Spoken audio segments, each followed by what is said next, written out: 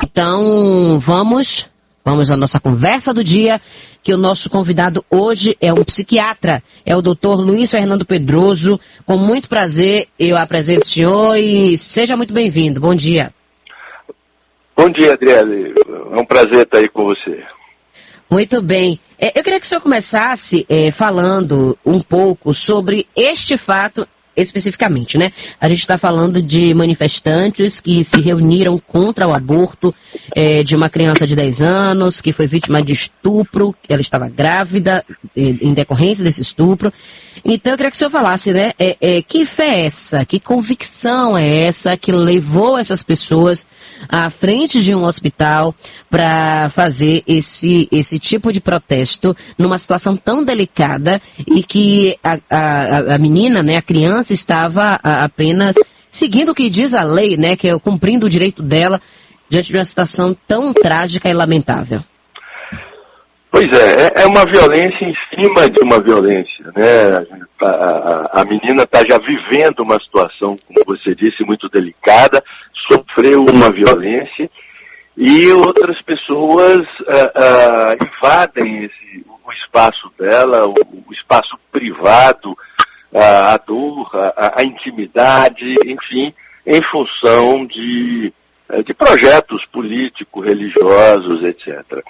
É um fenômeno de aspecto complicado, porque abrange tanto a questão psicológica dessas multidões, quanto questões culturais. E, infelizmente, a gente vive hoje numa sociedade muito autoritária, onde as pessoas não têm muito pudor para intervirem na intimidade ou na privacidade dos outros.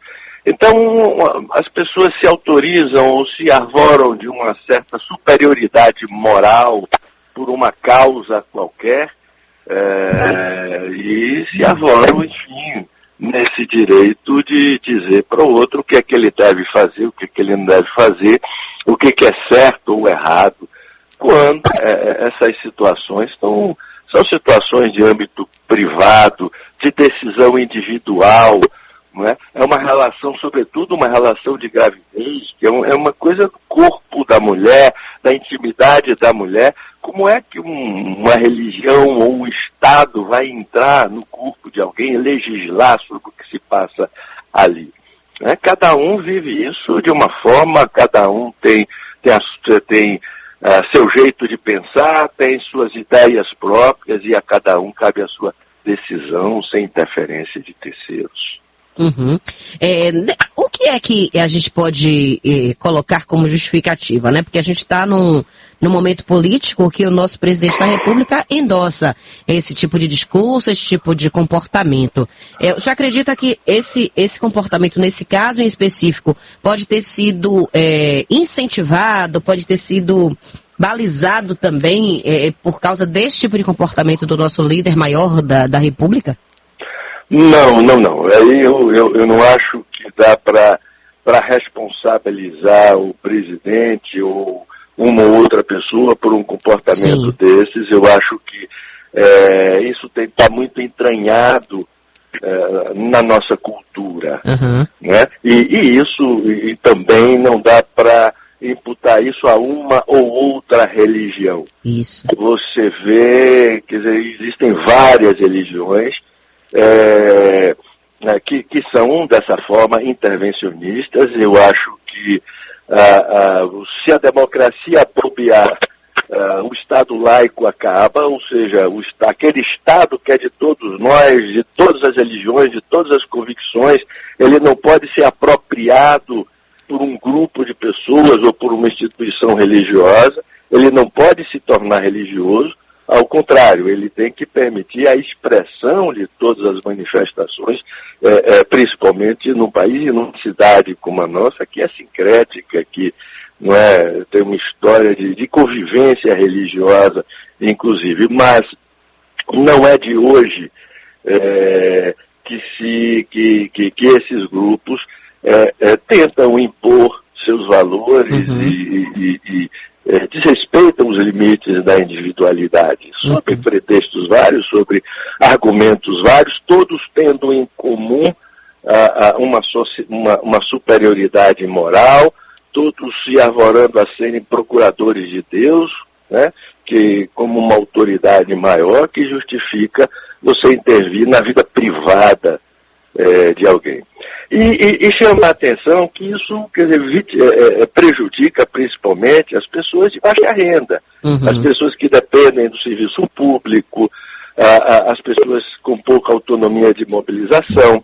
Porque uma mulher de classe média, ela não precisa pedir permissão ao bispo ou pedir permissão ao juiz para abortar ou deixar de abortar. Ela tem condição de ir ali em Portugal, de ir em qualquer outro país próximo aí e fazer um aborto se assim o desejar, ou de não fazer, sem nem se expor publicamente e nem estar tendo que pedir autorização a ninguém. Exatamente. As pessoas pobres que não têm essa condição e que ficam refém do serviço público é que têm suas vidas expostas, é que tem que pedir autorização a Deus e o mundo para poder fazer um procedimento desses.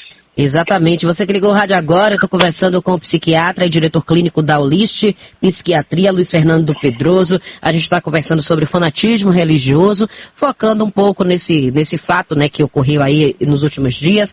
Essa menina que foi fazer o aborto numa clínica e teve que lidar aí com o comportamento de outras pessoas na porta do hospital, fazendo manifestação contra esse aborto, que é um direito garantido por lei. A gente tem algumas participações aqui já no Instagram, estamos ao vivo, minha gente, acessa lá, @Cristiele_Franca.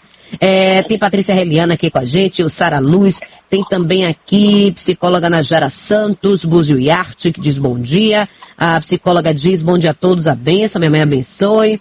Deixa eu ver, Roda de Equed também está com a gente aqui participando, interagindo aqui no nosso Instagram. Deixa eu ver quem mais aqui está com a gente, muita gente acenando, botando carinha de feliz. Lucas, um beijo para você. Deixa eu ver aqui, Marta também está com a gente, Marta Alves. Ferreira Filho diz, o fanatismo religioso no nosso país está associado à plataforma política.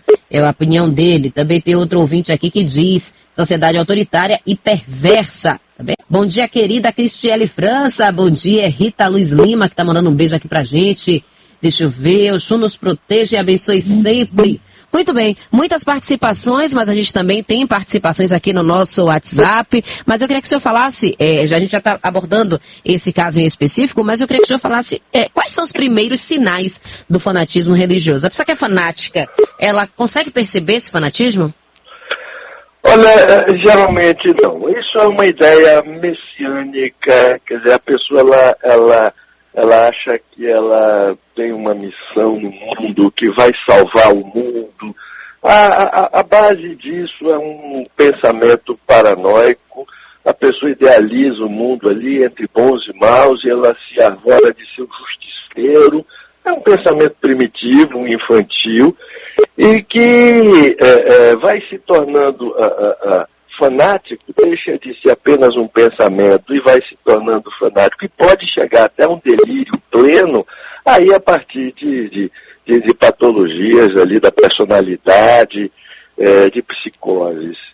A pessoa, é normal todos termos convicções sobre alguma coisa, mas quando essas convicções atingem um determinado ponto de acirramento, de confronto com dados de realidade, ela passa a ser o que a gente chama de uma ideia prevalente, já entrando, né, o fanatismo, e pode virar, inclusive, um delírio crônico. Essas pessoas, elas acham, né, na convicção, na vivência delas, que elas estão salvando o mundo de alguma coisa.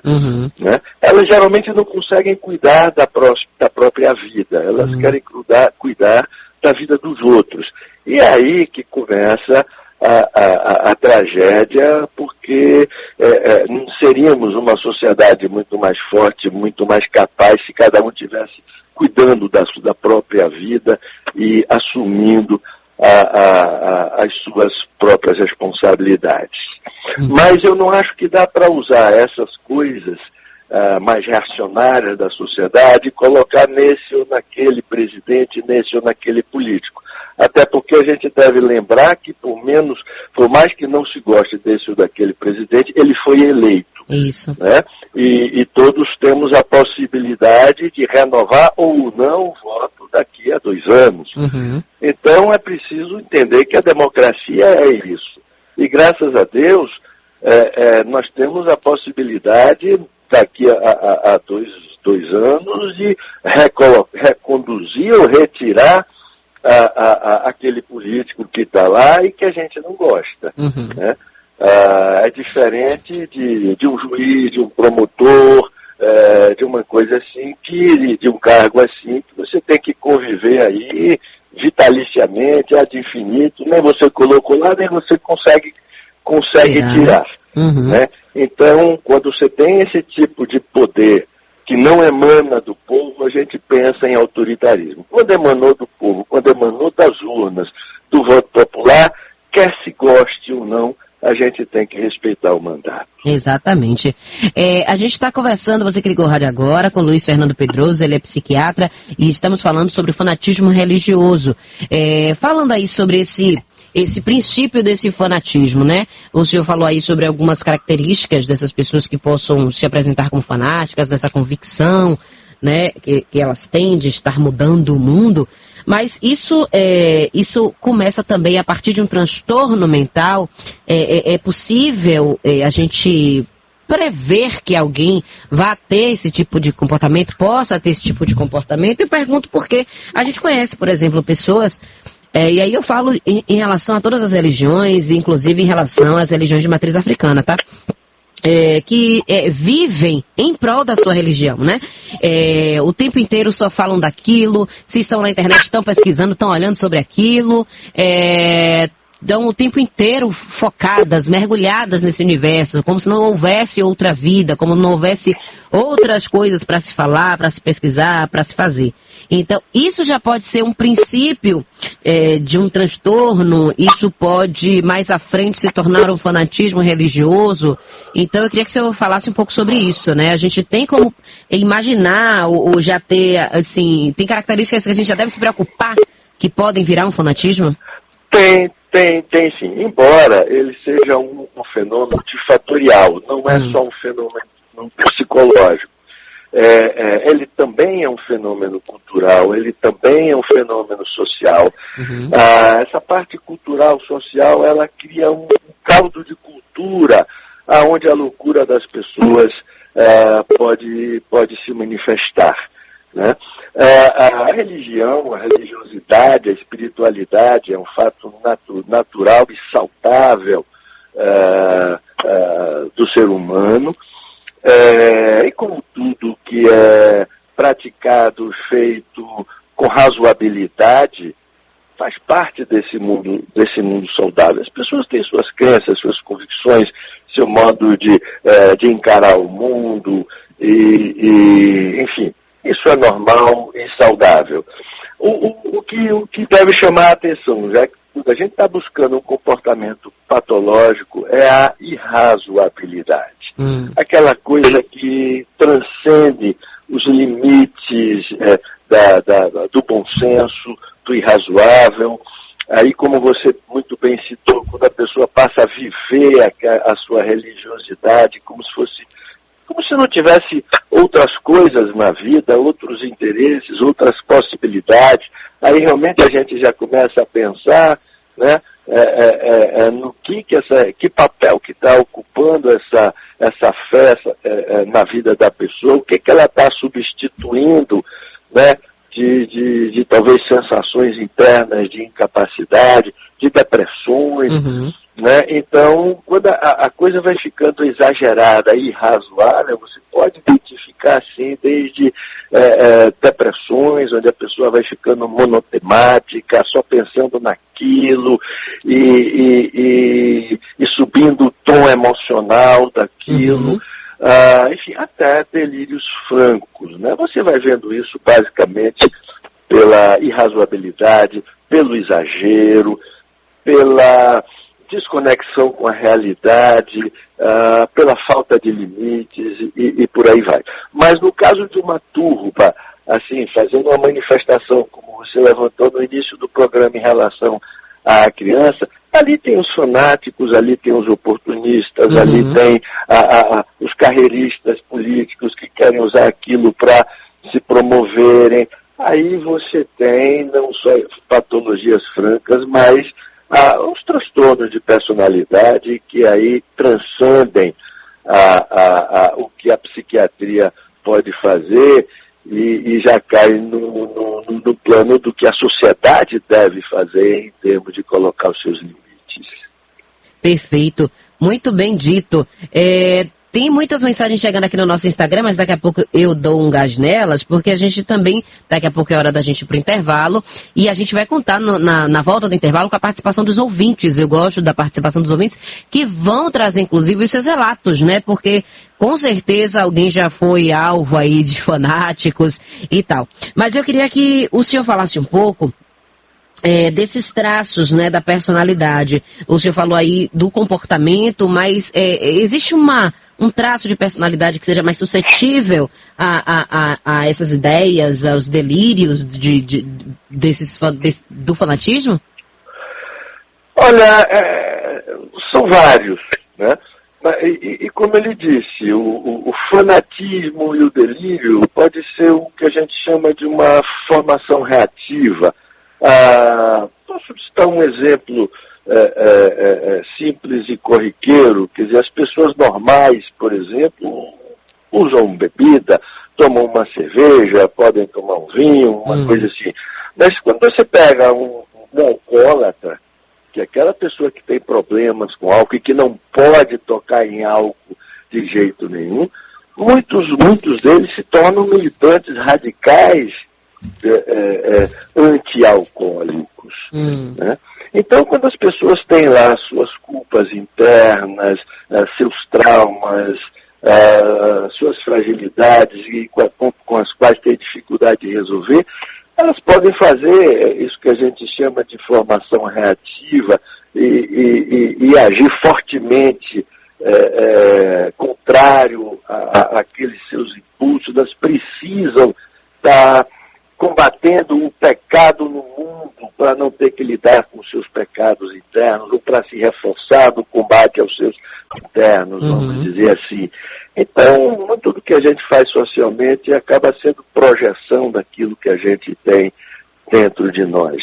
Então, o que eu posso lhe dizer, se uma pessoa tranquila, de bem com a vida, ela dificilmente ela se torna um fanático. Isso é mais próprio de pessoas atormentadas, né, e com problemas internos seus não resolvidos.